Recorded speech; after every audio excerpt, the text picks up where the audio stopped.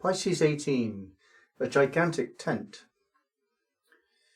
This is about self-exposition, presenting yourself in public. Those people that use gigantic tents are very typically revivalists, religious revival priests, or big top managers, the ringmaster. So these are people that present a message, a certain style of life to the world, and require some measure of validation for that. So when we take this metaphor into an everyday situation, you're saying, I stand for this. I present this to you guys. I want you to take me seriously. I want you to respond to what I'm offering you. So this whole business of expressing yourself fully, extravagantly sometimes to the world, just to see what happens. This is how we find out who we are. We don't find out these special little nuances of our personality, or perhaps special skills or purposes that we may have, unless we go beyond the level of what is normal. So this is the issue here. Now, any of us who has that position in life, we can hold a group. That's what's required here. A group can be a very large number. It can be thousands, or it can be a small size, 4, 5, 6 in a group. You still have to hold it if you're the group leader, or the group will not attend to its purposes. It will not fulfill its function, and inevitably it will degenerate to the lowest common denominator.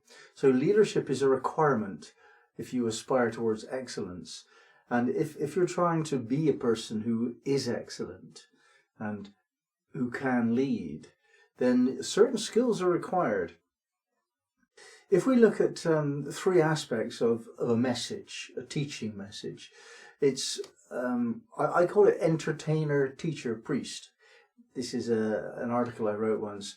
The job of any teacher, whether this is a spiritual teacher or a school teacher or anybody who's passing information, that their job is to have somebody change the way their mind works.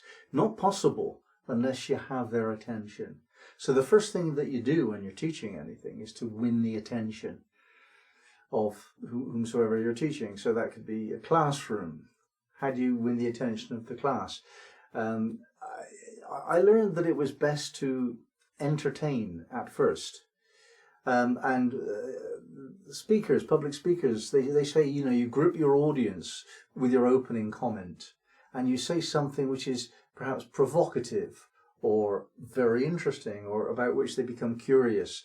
So you give them something to stimulate an appetite of mind. Entertainment is what does this. Now, the teaching is all about technique, philosophy, how to, when you teach somebody a skill or a belief or some knowledge, at the end of that process, you hope that they've got it somehow. They can themselves do what it is you're teaching, or express the beliefs that you're expressing. So that teaching function is the passing over of a particular set of skills that really need examination. And thirdly, when you're teaching anything, you're conveying a meaning in some way, even if it's how to get more subscribers on YouTube. There's something in how you teach that which is a part of who you are. It's part of your philosophy, perhaps your spirituality too, that comes across in how you teach. So even though you may not set out to be a priest, when you teach, you're going to pass across meaning. And meaning of life is what spirituality is seeking, isn't it? So the entertainer, teacher, priest formula works rather well if you're a teacher or if you're a priest. Or in fact, if you're an entertainer, because very often the people that we consider entertainers end up later in their lives, they're delivering spiritual messages very often. It's not at all unusual for us to take our spiritual guidance from film stars and pop stars even nowadays. whether you like that idea or not. That's what happens. So if you're in the entertainment business, you're going to become somebody who's teaching at some point.